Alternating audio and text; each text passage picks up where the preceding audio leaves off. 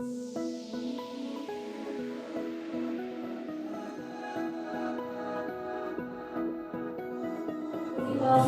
evening and welcome to our Parish Council meeting, which is being filmed, so if you're watching us online, welcome. First of all, we've had a few trees down in the storm in the parish. We need to thank Colin incredibly for turning out on Saturday and sorting things out, tying things down, sorting out portaloos that have blown all over the place. And the other grounds operatives are still being cleaning up today, so I just want to register thanks formally to them for the hard work that they've done, but particularly to Colin Hardwick. We're not aware of any public participation this evening, there's nobody here, so let's move on to apologies, please. Yes, Chairman, Councillors Marsh and Baldry. I'm Barrett. Thank you. And back, thank you. So, any declarations of interest? No, Chairman. Thank you. So the minutes of the last meeting then, these are an accurate record of what we said. They are dated the 15th of November. That's 17th. 17th of January. Are they an accurate record? Something like, thank you, Hugh. Sender, thank you very much, Graham. All in favour? And I think we are. Thank you very much. And we're noting the minutes of the planning meeting on there. Is there anything that anybody would like to say about those planning minutes? Okay, the finance report then. Jo, our finance officer, have you got anything you'd like to say? So it's really just two things to note really for members. We had a large receipt of just under 19,000, and that was from HMRC for our quarter three VAT refund. And we had a significant payment as well in January of 25,000. That was to DC Borough Council for the Y Zone project. Other than that, everything was as normal, really. Any questions, Colin? It's really significant. It's on page 8. So the fact is just overall just under a pound difference between the two things. 816 and 815. Oh, I think that's because of the payments that are due to clear. So the difference is with the current account, so it's just that unpresented payment. I couldn't believe it would be significant. Yeah.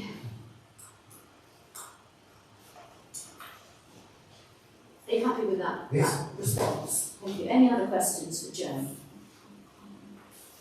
So could we then please note the report and agree the back's payments? Brilliant. Seconder? Anybody? Thank you. All in favour? And we are. Thank you very much. Okay, let's move on to item 4 then, and planning. And there are some planning applications here which I asked to come to this committee because they have caused quite a lot of comment throughout the village. So the first one then is Treetops Amington Lane. Demolition of everything that's there and the erection of 35 residential buildings. This has been going on for a little while, hasn't it? We've had various presentations from people. I know the local area committee also had presentations and questioned things about this. It's basically a little bit of land in between two current developments. So, comments about the site, please. Anyone got anything to say? Or have we said it all before? Sure. Just obviously that's where the chicken laying thing is. Is that the place we're talking about? No, we're in Allington Lane and we're Allington Lane, that's miles away. We're by some greenhouses and a dog training field in front of the church school.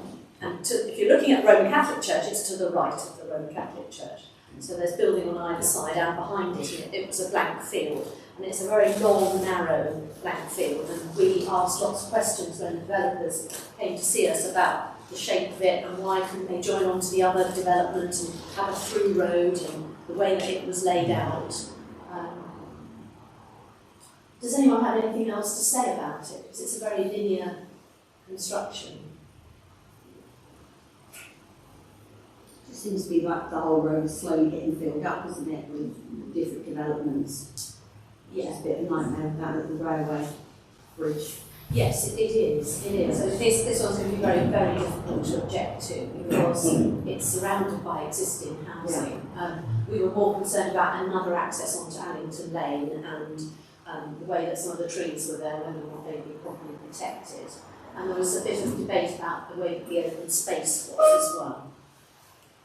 So do we want to make any comments? I think we should make a comment probably about another access onto Allington Lane. That gives a lot of access in a very short amount of space. Should we make that comment? Does it have enough for a provision for access to emergency services? I mean, it's just one road, isn't it? It is, it's one straight line. And yes. it's not connected to anything else, No, so it isn't. you can only get at a fire one way, can't you, really? That's right, yes, and it was explained to us why it couldn't be different, because it's different developers and they're all holding ransom strips and it doesn't work. But they did provide a turn at the end, I think, for emergency vehicles. And I think they were going to ensure that there wasn't any parking on the road. Perhaps we could just make that point, that we want to make sure that there isn't parking on the street that prevents emergency vehicles getting Yeah. There don't be other lines, but a lot of it would be a good idea, I think. In that case, if there's no parking on the road, are 4 spaces enough for the visitor car park? That's always an issue, isn't it? And I suspect that they are meeting the minimum standards that are required, you know. But we can make that point as well, that we're anxious about visitor spaces and the width of the road and the emergency vehicles and the parking issues. As long as there's room for emergency vehicles to get through, then with parking on one side of the road, that would improve. Depends on what road is. Depends on what the road is. It does indeed. So Yeah, we'll that should make be that looked comment. into, shouldn't it? Yeah. Yeah. Okay, let's make that comment. But I think that we aired all our views on the type of house and the location of them within the site plan when we met them. And I think it's made very clear that that wasn't going to be moved in any way because of the shape of the development. So anything else you want to say? Okay, well let's move on then to probably a much more controversial one, which is Cockpit Farm Barn in Knoll Lane, the old chicken sheds. In fact, there's a variety of applications for it. There's 3 of them. One is to change the use of part of the chicken shed, although I've noticed that today quite a significant amount of it's disappeared in the wind. So they want to change part of that to office use, and then they want to build 5 dwelling houses to marshal some of the chicken sheds, and then erect stables in land to the south. And that's a bit of land that had already been drawn to our attention as being cleared and fenced, and looks like it's good to go. So, shall we deal with the housing first? This has caused a lot of comment on social media, and I've had people speaking to me about it. Perhaps you have. What do you think about this application? I think we're going to put the proposed site plan up so that you can see it. Although I suspect you've all looked at it anyway before you came. However, if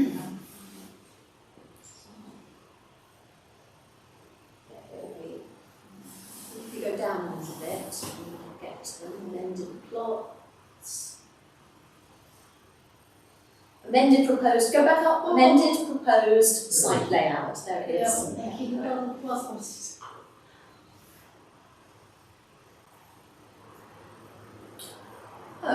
that's right, that's the previous one. That's a brilliant one. Could we go on to the right application then? Apologies.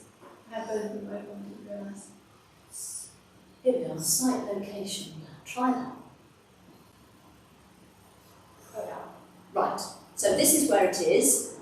It's the whole of that poultry house along there. I think the bit that's outlined in red is the little bit that's going to be changed into office. So let's just deal with the housing bit first. What do we think about this? Where is the housing? On the chicken sheds. Yeah. Where it Is says- there a street scene plan, Michelle, that you can bring up, please? I've seen a picture that gives the impression that they're low-rise buildings. So I'm wondering what we're really getting is chicken sheds with windows. Yeah. That's what it looks like. You're right, they are low level. Yeah.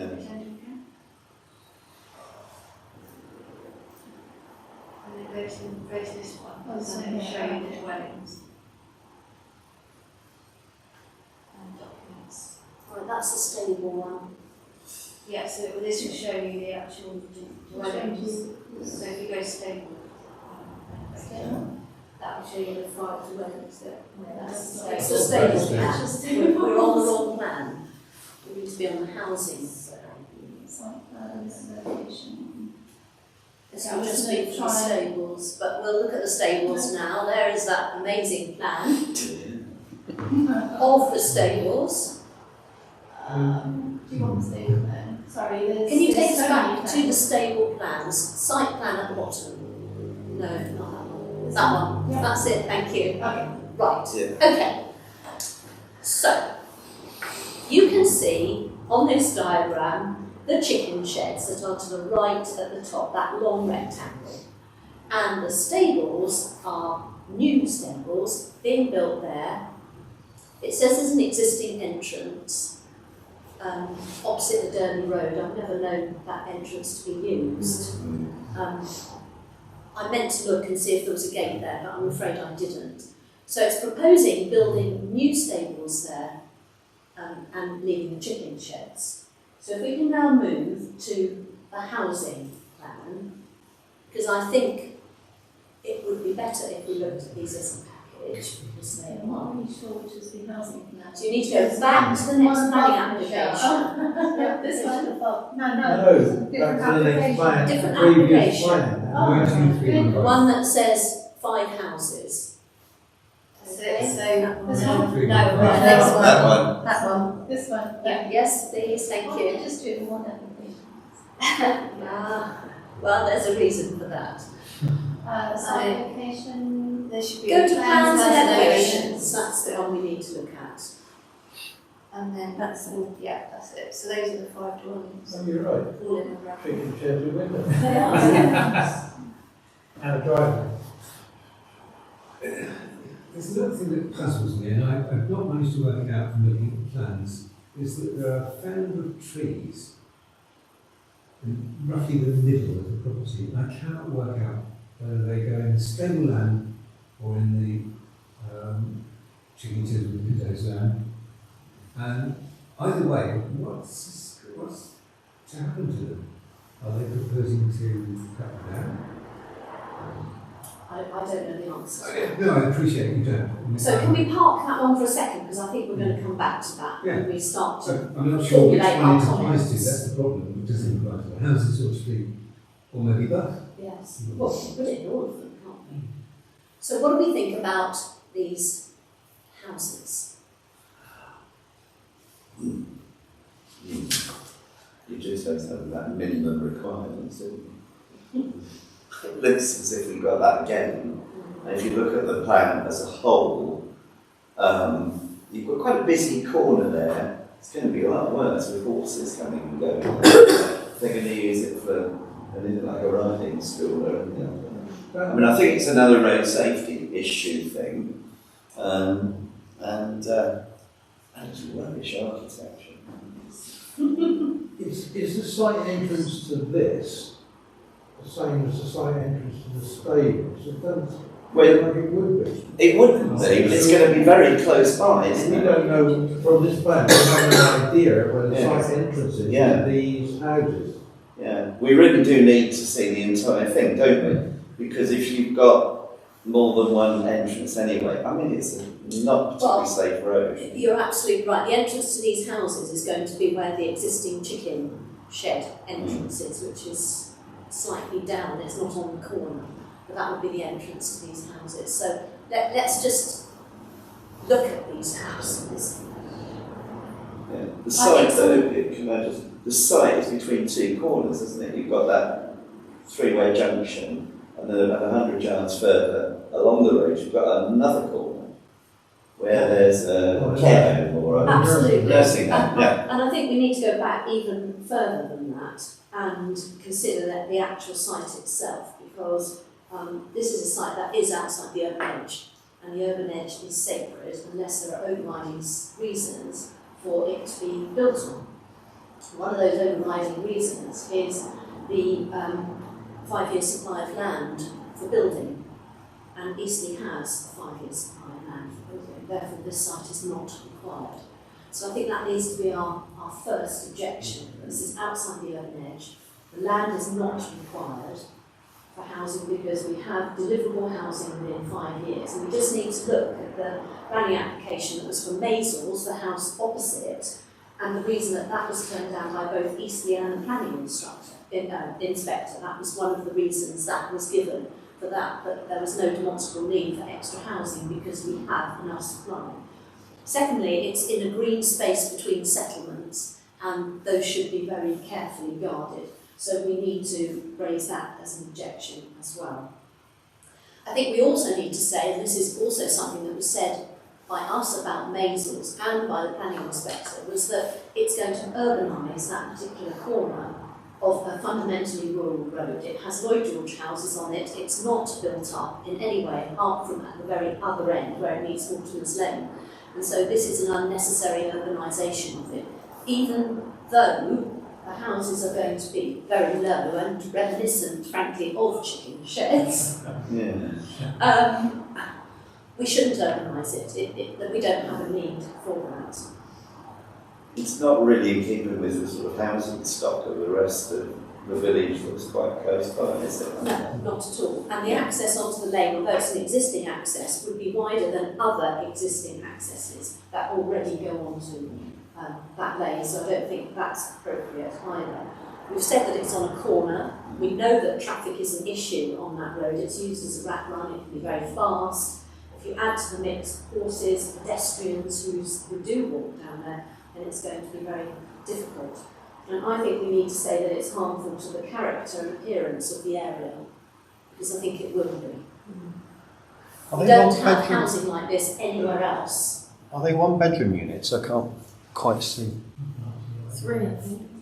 Yeah, Three they're bedroom, quite large chicken sheds. Yeah. And I think that we need to say as well that this is contrary to the countryside protection plan that Eastleigh has got in place, and the design aims of our local plan. I think that needs to be considered as well. And then let's move on to the architecture of them. What do we think? How rude can you be?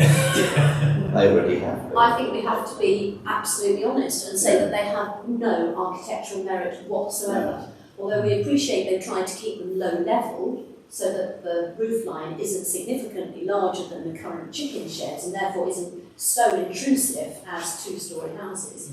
Nevertheless, they have no architectural merit whatsoever. It just to me, they look, if we're looking at that frontage picture of them, they look like half a dozen of the cricket pavilions that are around Stone Park. Yeah. All together. Yeah. I think we could also make the point that because they are single-storey, they're likely to attract older people, even though they're 3-bedroom, they're actually quite small. They're likely to attract older people. And the position for older people there is not ideal. There's no easy access to shopping or a pavement or anything else. And in my view, they're totally inappropriate in just about everything. There's nowhere else in the area that has a line of houses like that. No.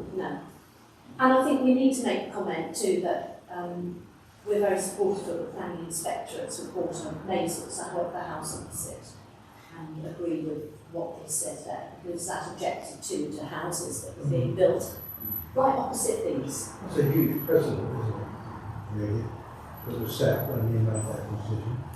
The argument would be that it's a semi-brownfield site, of course, but it's a semi-brownfield site in what still should be a rural area. So I think we can say that. Do we want to say anything else about these houses? What about parking, Florian? Have you looked at the parking? No, I haven't really looked at the parking plan as I thought that. No. Yes, Hampshire have commented on the parking. Can you just tell us what they've said now, because I haven't got that written down. Yeah, they're saying that there's no appropriate turning access that's been identified, so it's difficult to determine how vehicles can access and egress in and out of the site.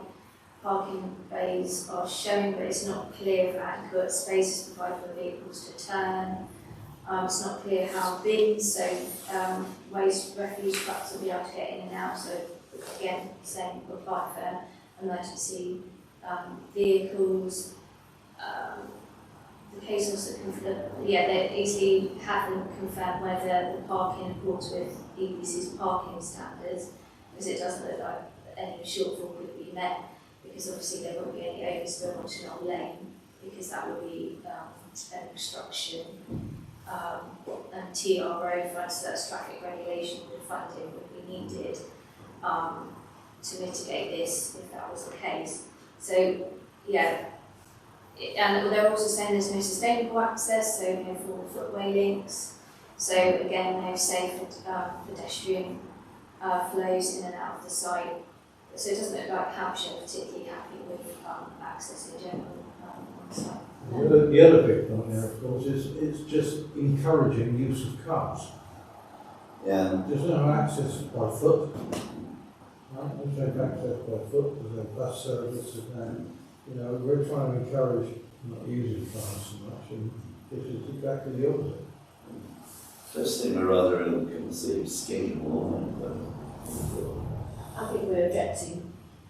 Quite strongly to this, aren't we? Okay, so that's the housing one. Can we also add to our objections that we're a bit concerned about the trees? We're not quite sure where they fit into this. Okay, so let's look now at the stables. That's 9278, yeah. That's it. So the stables are being built on a greenfield site, but they're wooden stables. What always worries me about these stables that go up is where are people going to ride their horses? Yes. Because there is no bridle way that links anywhere close to this. We only have one bridle way, and it runs from Stroudwood Lane to the Fox and Hounds, and that's it. So where are people going to access it? I suppose they could go along the Durley Road and join some of the Durley ones, and it's not a huge field for that number of horses either, and horses need an awful lot of There's grass. a proposed access plan, so you're right, Chairman. Their proposed access would come from Derby Road. It will come straight on the Derby Road, on the corner, Yes, that's my concern. so we want to say something very much about Danger of the access, especially with horses, is it's awful. I'm surprised anyone would even contemplate doing that. It's such a blind corner, isn't it? Yeah. It is, yes. Yeah. It is. So we don't like the access at all. We're worried about the amount of land that is there to actually keep horses on, for the number of stables that are there. There is some formula actually that we could look up how much one horse needs per week. But we already have a load of complaints about horses that are in the field that is, well, just down there, Yeah. about it not being sustainable for the number of horses. In fact, we had a dead horse in there for Christmas, which was shocking. Can we just go back to the site plan of these stables, please, so we can just see which way they point?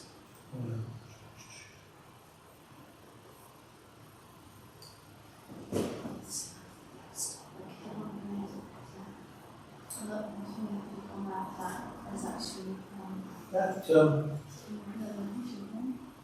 that's it. It's gone. It was there. So we're getting a better plan, Ah. better view.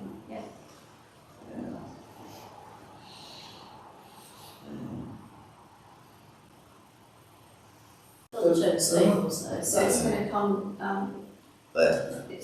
yes, that's there. it, where, yeah, that's the one. stables are It says there, and 40. there is access through a gate at the back of that little piece which says stables, I noticed on the yellow map plan, which presumably goes into this huge field, which is surrounded by the red line.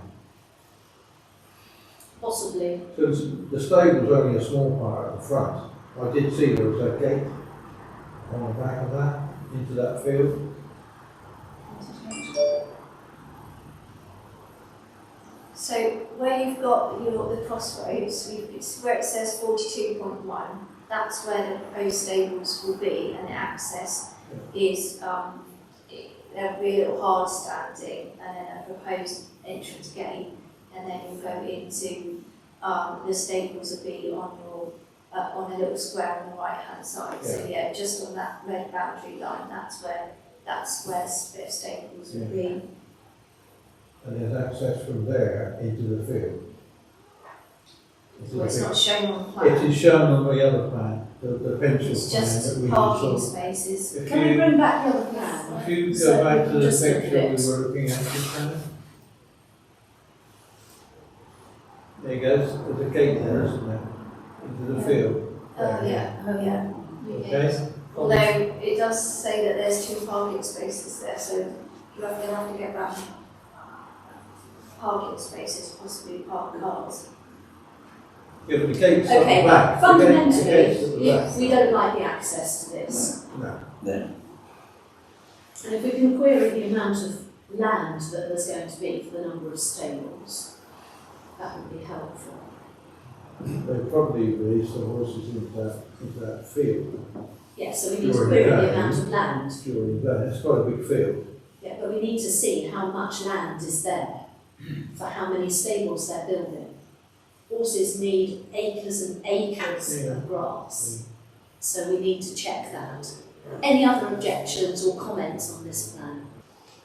Okay, so let's move to the conversion application now to office class, which is the first application. So if we could have a look at the plan for this one.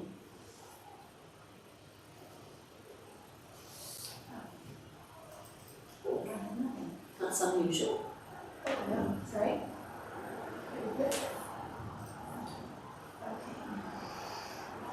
Looking at the site location plan. Yes, please.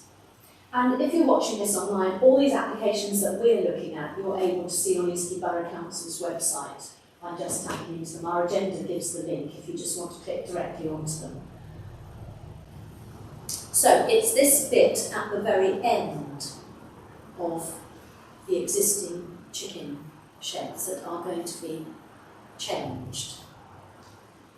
And it's going to be suggested that it's for office use. Used for building conversion first and then changed to office use. So what I'd like to say about this is that it's an inappropriate place to have offices. This is not one of our designated areas for having offices or businesses running. Secondly, I would question the need for offices, bearing in mind that we have quite a few that within the parish that are still for rent, and even more in the whole borough of Eastleigh. So I'd like to see some need determined for them. Anything anybody else would like to say? Am I right that at the other end of Mill Lane there was a block of offices that were to be rented but That's correct. They couldn't rent them, they want to convert them. houses? Yes, they want to convert So them there to was no houses. need. Because there was no need. There was no need. Exactly. And there are a number of vacant sites elsewhere in the parish that have office space still for hire. So we can't see that there's any need for this. And what about the access to this? Can you show us the access plan? Because I think they're saying that they're going to use the existing access. So I'd just like to know where that actually is. Is it, maybe it's on the site location plan and we've missed it. Is it just there? Oh look, it's the main access into the houses. Yeah. One that Hampshire aren't happy with and we're not happy with either. There's a neighbour complained about Trustler as well. Yes, there is. Yeah. So we need to talk about the access for this one as well. And trees. Can we add the trees to the stable one as well? Because horses have this irritating tendency to eat the bark around trees and kill them. So I think it's fair to say then that feeling with the council is we don't like any of these three objections very much. Are we going to ask for the local area committee to look at them in more detail if Eastleigh is minded to accept them? Would we like that to happen? Yes. There's a lot of feeling about these applications. Yeah. Okay, so we're going to ask the local area committee to look at them, please, on our behalf. Right, thank you. I don't think we've had so many tricky planning applications for quite a long time, have we? So we need to move on to 4 Rokeaway, and this is another one for which I have been inundated with emails and comments from residents around this area. And I'm sure you've all looked at the plans. This is where somebody who's moved into Rokeaway wants to buy part of the verge and fence it to make it part of their garden. And erect a 1.8 metre boundary fence, which is huge. So could we see the plan, please? Now, for the last 48 years, I think, since Rokeaway was built, this has been verge. That's it. And there it is. It's that little bit on the right in red there. So that's verge. So you can see we still have verge on the other properties, but this corner is the bit that those residents wish to buy. It doesn't belong to the Borough Council, it belongs to Hampshire. So they've asked Hampshire to buy it. For the last 48 years, it's been mown by the person who lives in the first house in Goodison Close, and she's planted flowers there and bits and pieces. And Goodison Close and Rokeaway are objecting to this strongly because it's going to change their street scene. It's going to put a close bordered fence right up to the pavement, and those residents believe this to be public land and should be left as public land. So what do we think about it? Does anyone disagree with those residents' views that it's public land, should remain the verge, will spoil the street scene? Yeah. Okay. Again, And again, should I was going to say, sorry to interrupt, but if it's blocking off that corner with a high fence, we're about to get another traffic problem, aren't we? potentially No it could, pavement. no, could spoil. There is a pavement, Is yes, there? but it could affect the sight lines for. Oh yes, those it's still is, residents. isn't it? Yeah, It could do. but, yeah. I think I've heard from almost everybody in Goodison Close and Rokeaway about this application, so there is a lot of strong feeling about it. Now, the applicant has asked to buy that land from Hampshire. Even if Hampshire agree, the application that we're looking at has to be agreed by Eastleigh before they can make it part of their garden. So even if Hampshire sell them the land, it isn't a done deal that it can be fenced and incorporated into their garden. And I think we need to object very, very strongly to both Hampshire and to Eastleigh that we don't like this application on those grounds. And also that the local area committee should look at this one too. I know they've been alerted to it by those same residents, so it's very much on their radar as well. Anything anybody else wants to say about it? So we could, are we allowed to mention it could set a very dangerous precedent for the whole of the estate, if not as well? Well, yes, it could do if it was. It has happened before. Bits of public land have been sold, and there's one that was catastrophic really in the Stubbington Way estate. And Eastleigh vowed they would probably never sell public land again because of the difficulty that it caused. And I think they're quite anxious that this, again, could cause a real problem. And it is the local areas committee's policy that they don't allow their bits of land to be sold, but this bit is belonging to Hampshire, so it's a bit of a different ballgame. Okay, any other comments from anybody? Right, thank you very much, everybody. Let's move on to the Climate Change Task and Finish Group. Now, Councillor Marsh heads this one, but I think, Mel, do you have anything to add to the report that was in our pack? I've just to draw members' attention to paragraph 5, which sets out the proposed action plan and key priorities. 5.2 is asking members to agree to a policy commitment which will underpin the action plan. And 5.3 sets out the 5 key objectives for the action plan, which is energy, transport, food and land use, economy, housing, waste and citizen engagement. The plan is set out with key targets, and some of those targets we've already met. We will see from the action plan a rank statement on their status, the other thing to draw members' attention to is paragraph 7, and that is our commitment to the greening campaign, particularly phase 1.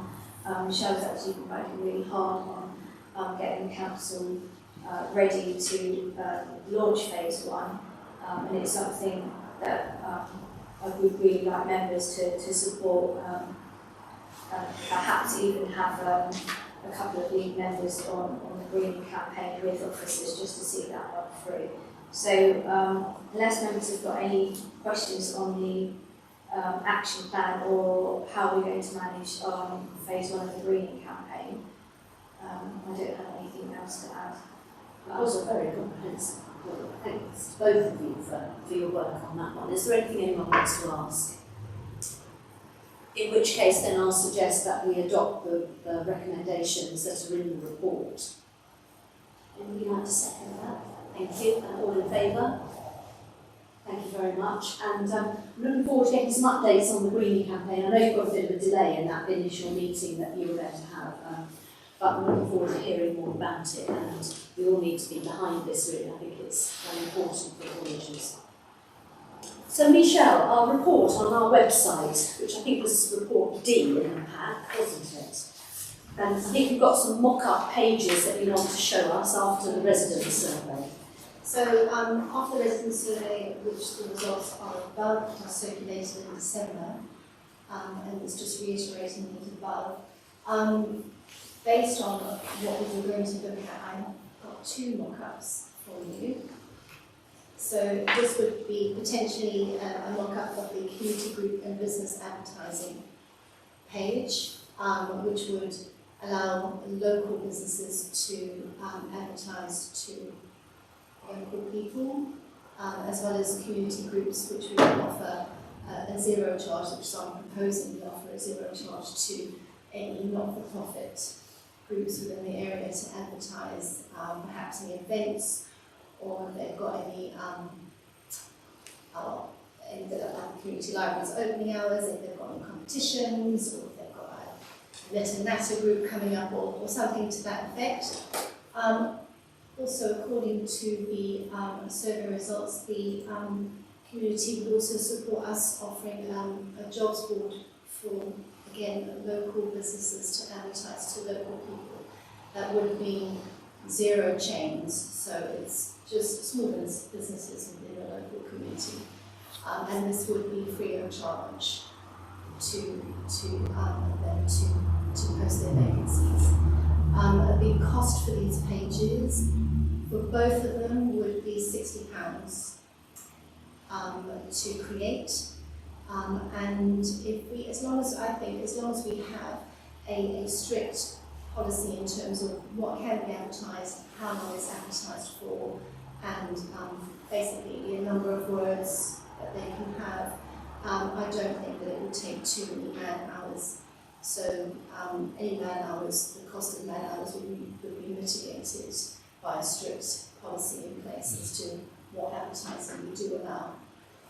But so yes, basically I would like us to decide this evening if that is something that you'd like to progress, and if so, then I'll do that. So I think you're suggesting, Michelle, that local businesses are charged £10 and they can advertise for a fortnight. That's correct. And then it gets removed, but everybody else is free. So that would just be on the notices. So I've got here a local plumber. So if a local plumber wanted to reach out to the community, he could advertise for £10 for a fortnight. Okay, and let's just be very clear about what is local.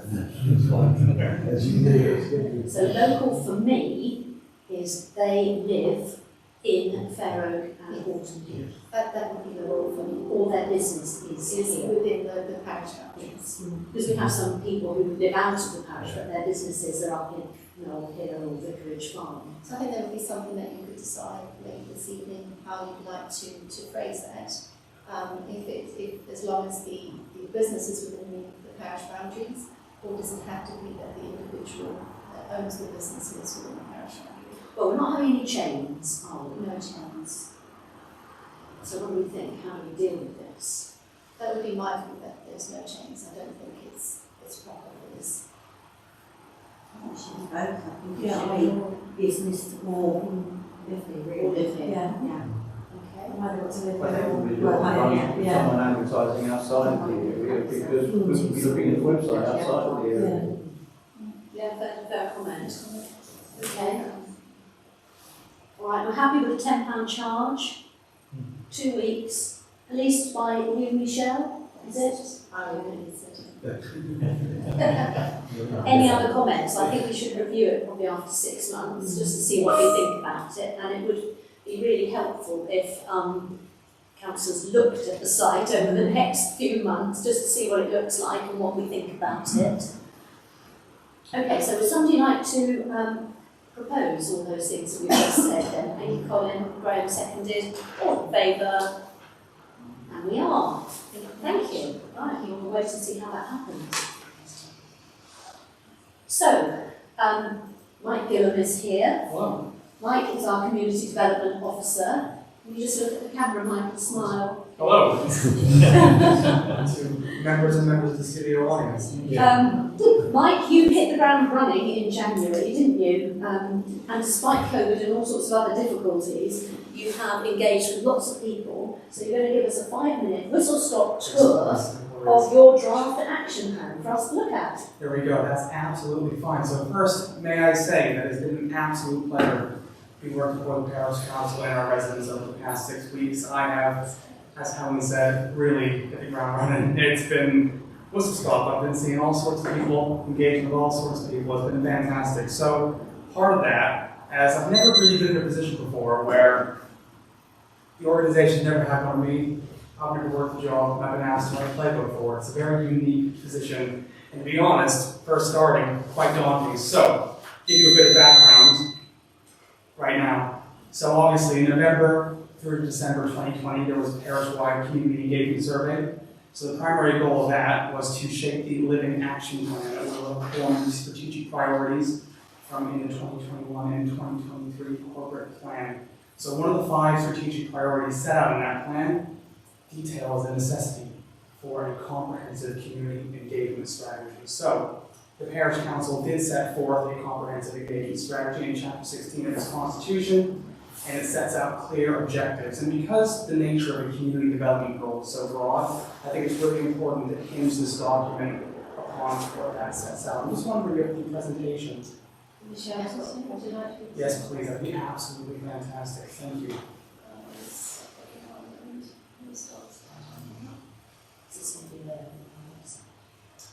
Yeah, I can attach this to the minutes so that it will be on our website. So for anyone watching this, will be on our website when our minutes appear. Wonderful. So that just details what we're just talking about. Right, so not to teach any of you how to suck eggs, but I think it's really interesting to talk about because the nature of a community in and of itself is rather broad. So I've detailed there 5 different aspects of communities. So we have place, interest, action, practice, and circumstance. So the parish fair, importantly, is comprised of approximately 12,500 residents and just over 5,000 dwellings. However, as you can see, communities are far more broad than that. They're not just limited to geographic boundaries. And I think it's really important to remember that when we're going through this action plan. Wonderful. And community development is equally as broad. 2 academics have noted that it's a process and an outcome. So it's a process of developing a community's ability to act collectively and work together to solve common problems or work towards common goals, and then the outcome as well of taking that collective action. It can impact multiple different facets of society, so physical, environmental, cultural, and social. So as you can see, it's very broad. And different community development officers do different things. So in North Stoneham, relatively new development, the CDO there will be taking over far different work than what I'm doing currently in a well-established community, but the mechanics of it remain the same. So again, why have an action? And I think the nature of my role is to make the parish council accessible. I think we want to bridge that gap between you and the existing residents, and also bridge that gap between parish councils, officers and members, and residents. And by having an action plan, it helps to codify my accountability to the parish council and its residents, but also it just sends that clear message that we will deliver on what our corporate documents set out, and it makes us accessible because the action plan has its measurable and achievable targets in it. So it enables collaboration, empowers our residents, and moves us towards creating a better place to live, work, and consume. So I've got 5 objectives in the action plan, and I will just quickly run through all of them. I welcome some questions after. So the first objective will be to build a community network, and that quite simply is communicating regularly with our community groups to identify their needs and aspirations effectively. I want to also encourage working between the partnership working between the parish council and its residents, and also use our platforms as a service for our residents to advertise to organizations and events. So right now, some current examples over the past 6 weeks, some partnership working between Age Concern and Wyvern FC. That's going to be happening in one of their coffee mornings. I think it's absolutely brilliant. That intergenerational partnership working is fantastic. Because why outsource talent? You know, the existing talent within our community, get those groups working together because it just makes it more sustainable. And also connecting our residents via the Pembroke Hill Community Survey, which is currently live. And that will inform the information that I'll be delivering to them later on in the year. So the second objective, quite similar, is signposting our residents to support and services on offer. Again, I don't have all the answers, but there are fantastic services within the borough that can help our residents and their organizations. For example, One Community. It's a fantastic resource. So I want to really, over the next 6 months and beyond, gain a knowledge of what the assets are in our community, and also maintain productive relationships with our residents and their organizations, and ensure that our communications on where to access support are current and is accessible. So examples, again, are above. Linking community groups together to services such as One Community, as I mentioned, and also attending community groups committee meetings to assess how they operate and offer my support. I think, again, the nature of this role is so diverse that if I were just to hold myself away in the office, I wouldn't really get a feel of what's going on. So the bit I enjoy the most is really getting out there and seeing what people are up to and how they operate, because there's so much going on in this parish really that it's important to connect each other. Again, objective 3, I want to empower our residents to use their skills and talents. I think we all sing from the same hymn sheet where we say we have loads of good stuff going on in the community, loads of talent, skills, a lot of people doing a lot of different things. It's important we encourage that. We should encourage local volunteers to sign on to our initiatives like the Green Campaign and like the Dementia Friendly Parish, all the things we've got going on that really make it an exciting parish to live in, and also help our network of community groups connect with one another and involve our residents at an early stage in our proposed initiatives by incorporating them into our decision making. So right now, working with Wyvern College, Therapy, Vincent King School regarding the Green Campaign, it's really exciting. They've shown a lot of support and eagerness to join on, and that just makes it more of an accessible initiative as a whole, and also aiding the community library and other groups such as the Scouts. I think it's fantastic.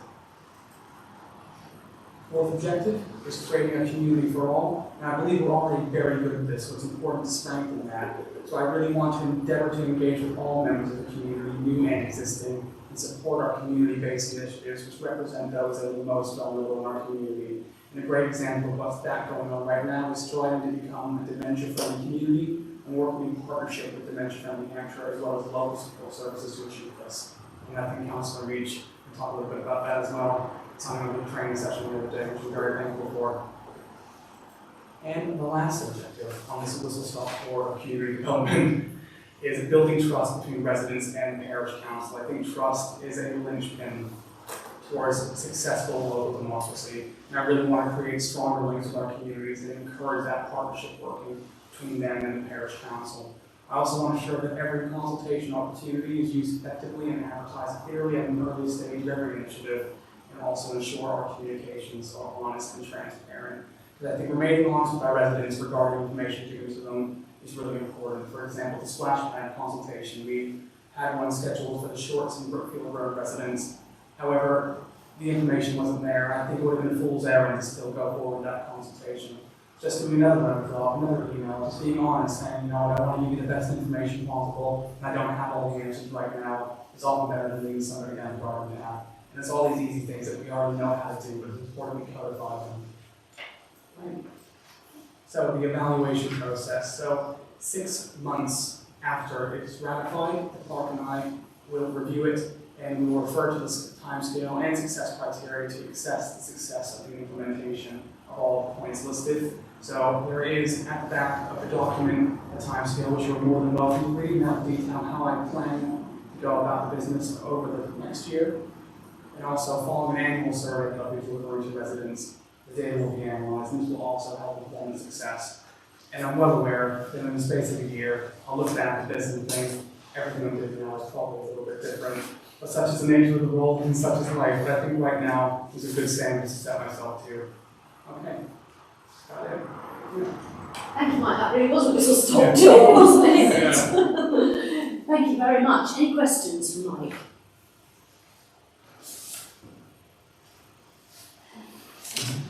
Sorry for coming. I'm just wondering if you encourage community groups to the extent that they start to have unrealistic expectations.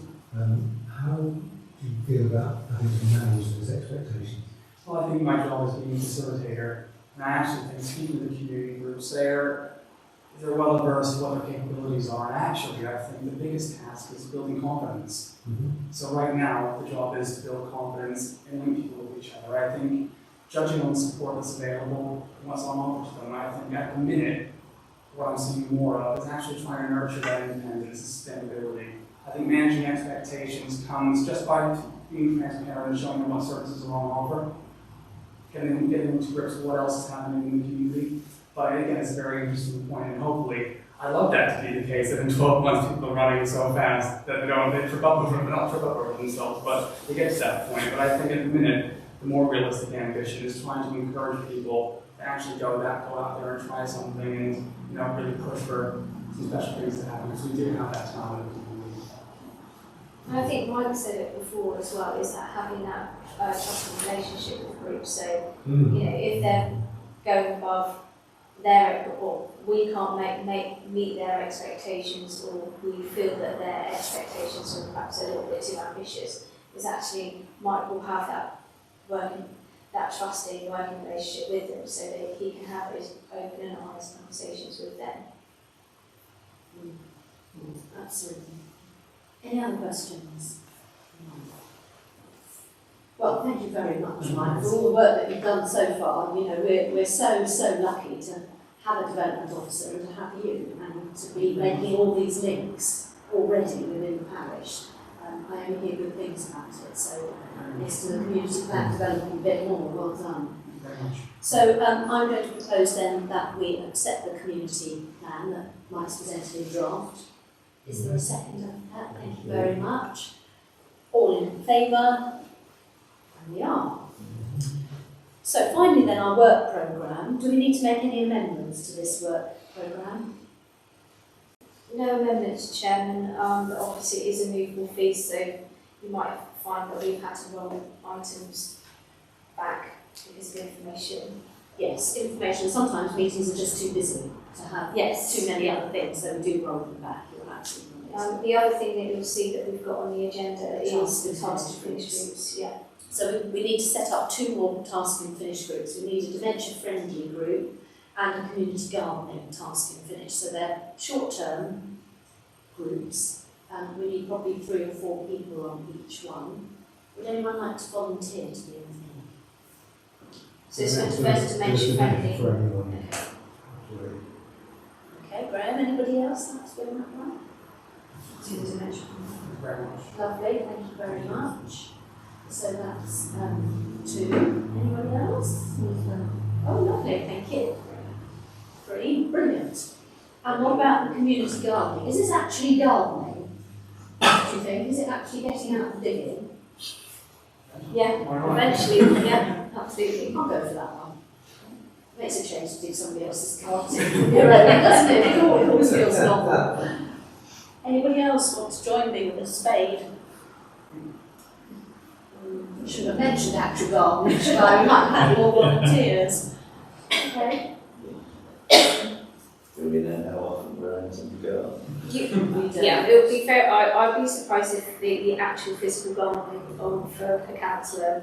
It's more about helping community groups, setting up friends of Mill Park, friends of the community orchard, community planters, and actually it's trying to create a good to grow and an incredible network with the local community. I'd like to go on that then. That Sounds much more attractive than digging. So it is about digging, but Twin both here, clean sweep. yeah. Twin both. Not in my back. Okay, so my email, you'll let us know when those first meetings are going to be. Lovely. Well, that concludes our meeting for today, so thank you very much everybody for coming. Our next board meeting is on Monday, March 14th. It will be streamed as well, available on our website after the meeting.